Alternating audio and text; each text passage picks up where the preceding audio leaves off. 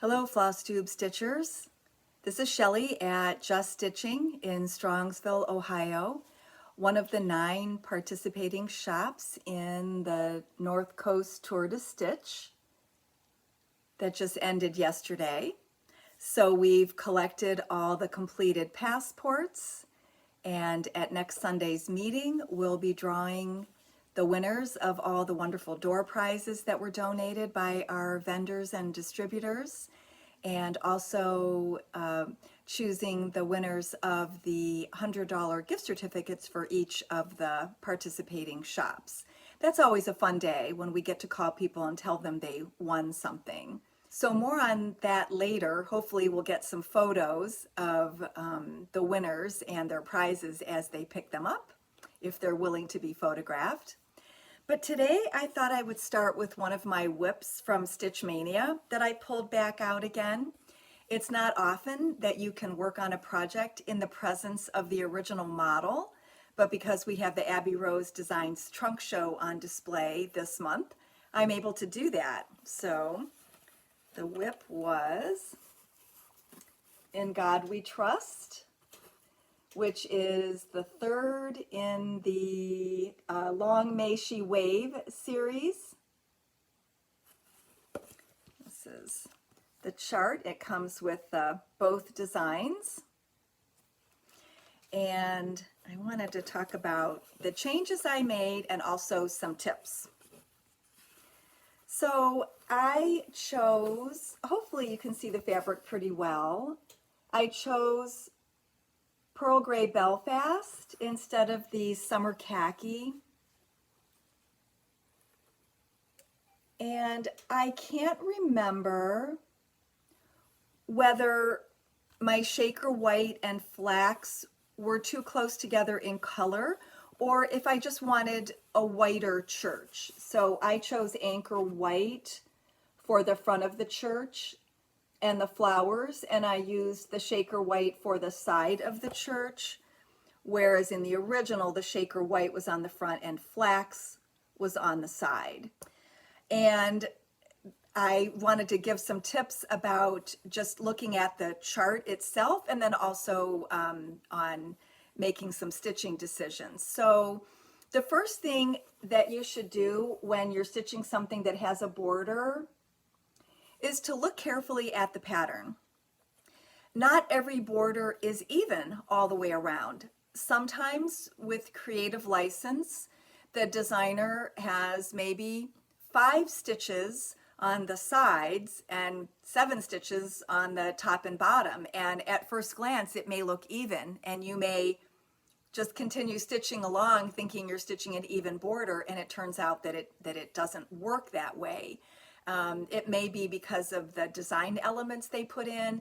It may be because they designed the middle first and then they want the border to fit perfectly around it. I'm one of those people that likes the border to be even, and I would have changed the middle to fit. So sometimes I will look at a border and stitch that first and make any changes I want to make. This border was fairly easy to stitch. I knew that there was going to be a flower at the top and not on the bottom. But there was a very small error in the chart where on one of the borders it had a color that looked like it belonged to one of the flowers. So it's a good idea to look at the pattern completely before you start stitching it. The second thing has to do with spelling. You may look at something and think in your head what it says, not realizing that something could be spelled wrong. And in that case, it's the word republic in the second design in her chart. And she just forgot the B. The designer, Gail Rieger, did actually have a correction on her blog, but it may not have been easy for people to find if they didn't catch it right away. In the meantime, she has corrected that, and all of the charts that we have in stock for the trunk show do have the correct spelling and spacing so that you can do that correctly. If anyone has an older pattern and you can prove it to me, I'd be happy to send you the piece of paper that she gave me with the correction if you can't find it on her blog. So those are just tips about the pattern itself. And then about stitching, honestly, this has come up more than a few times where it might be a square design or almost a square design, and you just start stitching on it in the wrong orientation. So there are some things to help you in that regard. I like to stitch with the salvage on the side when I can, and we will cut salvage on the side for customers if it's available. So I always know that that's going to be the left-hand side of my design. I like it on the left because I often stitch in hand, and so I will roll it up in that direction. And since that gets more handling maybe than the other three sides, it'll prevent it from fraying as much.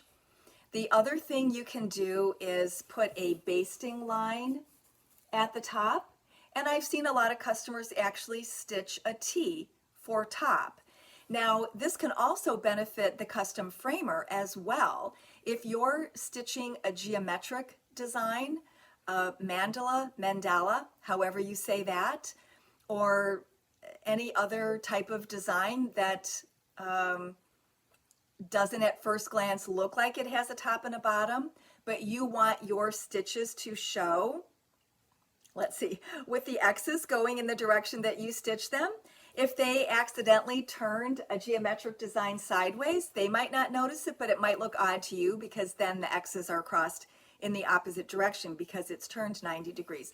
Upside down, it might not make that big of a difference, but anyway, putting the T or the basting line at the top could also help the framer. The other thing you can do is always start in the upper left-hand corner. The kits will tell you to do that. You can see I did not do that here. I probably have never started that way. I will often start a project not having all of the colors because it doesn't bother me. So I'm a center starter. And if I start in the center, I can pretty much go in any direction that I want to. But if you start in the upper left-hand corner, when you pick up your piece, you will always know where you are. If you start in the center like I do, it's usually a recognizable motif. So I started with a church. It looks like a church. I can tell what the top is, and that will help me orient my fabric in the right direction. The other thing you can do is attach a needle minder and keep it at the top with your needle on it. You can also stick your needle in the top, but if it's not connected to thread, you can lose it easily, so the needle minder is a good idea. And some of them are fairly lightweight. I could have used one stitching in hand on this piece, maybe not a really big bulky one, but a nice flat one like this. This is from Redgate Stitchery, and it says Floss Boss. So I think I could have used that on mine had I needed to. But anyway, so those are just some tips to help you keep track of your top and your side. So it may sound crazy, but even if you're stitching something like an animal, you can still pick up the fabric going the wrong way, and all of a sudden you have the cow's udders on their back, or you have the goat's whiskers as the tail. It has happened. We've seen it all. And also, probably about, it has to be 20 years ago, we had a customer who came in to have something framed, and the piece of fabric was horizontal, and she stitched the design this way, vertically. And she complained that the kit manufacturer had not included enough fabric for her. It was curious to me that she couldn't see, had she turned the fabric this way and stitched it, it would have fit with perfect margin going all the way around the sides. It was just something she couldn't visualize. Perhaps it was her first project and she just picked up the piece of fabric and started stitching. But I'll never forget that story because it can so easily happen. If you put it on scroll bars or you put it on a Q-snap and you roll up the fabric on the side and you just don't keep track of it, I mean, it can happen easily to the best of us. Okay, moving on, I'm going to show you some of my previous Halloween finishes because I realized that next week's video is going to be the show and share at our Halloween fun night.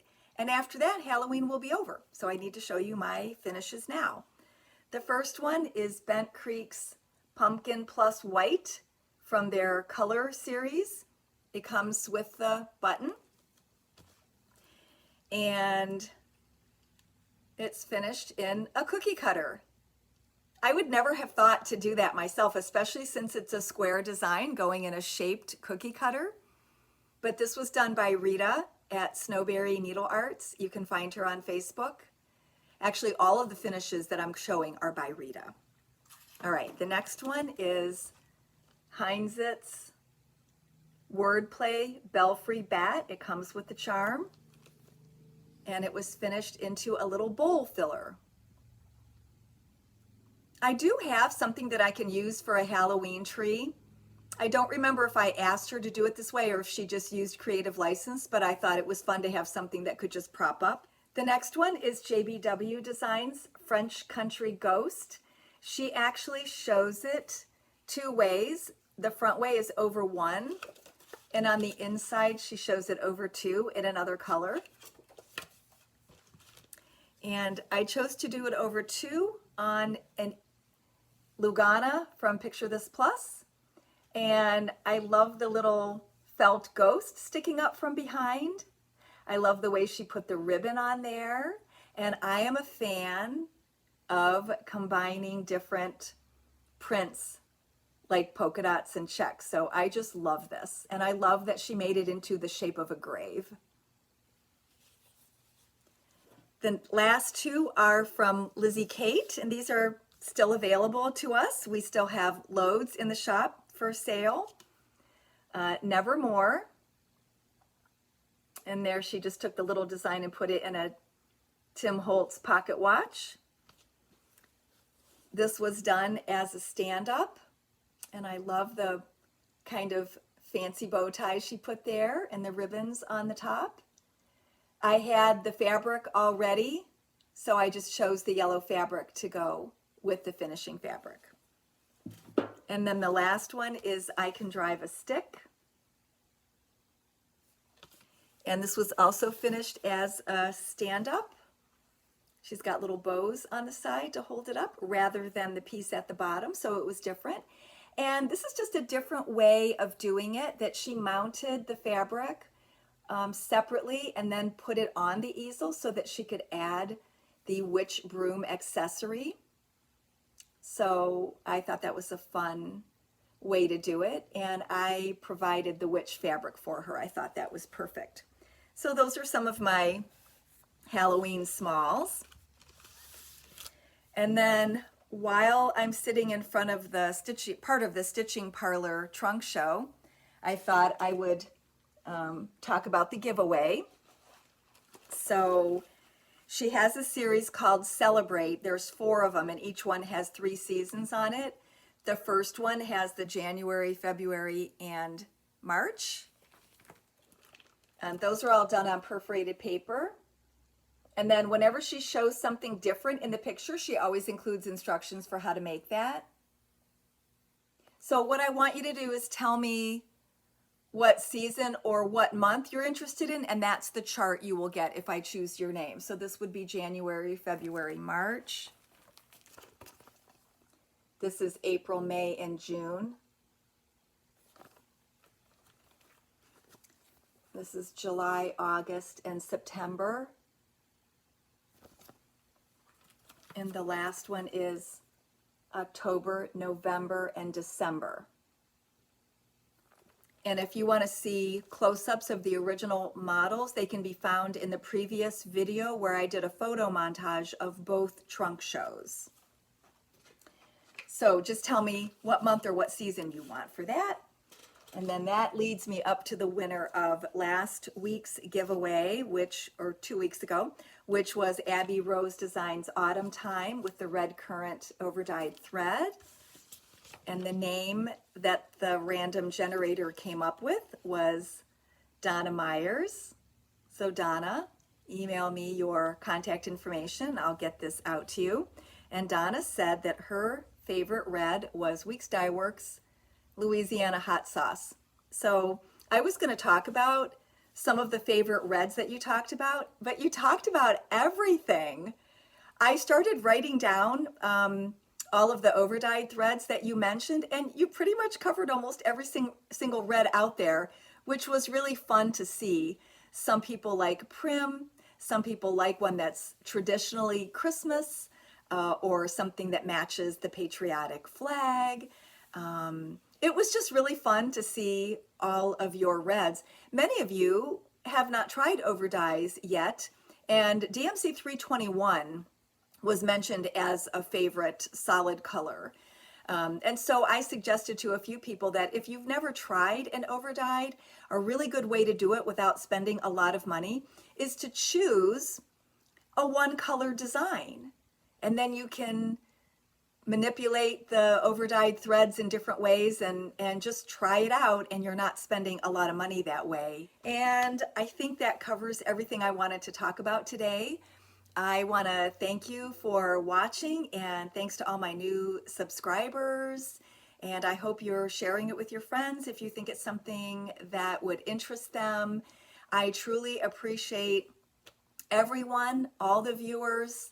A lot of people came through for the tour and said, hey, I want to let you know I watch your videos, but they don't comment because they don't have a Gmail account. So I know there's a lot more out there that don't comment, but I do appreciate anyone who takes the time to comment. And so many of you comment almost every single time. And I feel like I'm getting to know you. I feel like I'm becoming friends with you. And so that is just the bright spot in my day when I see your comments. So thanks again, and have a great week, everyone. Bye.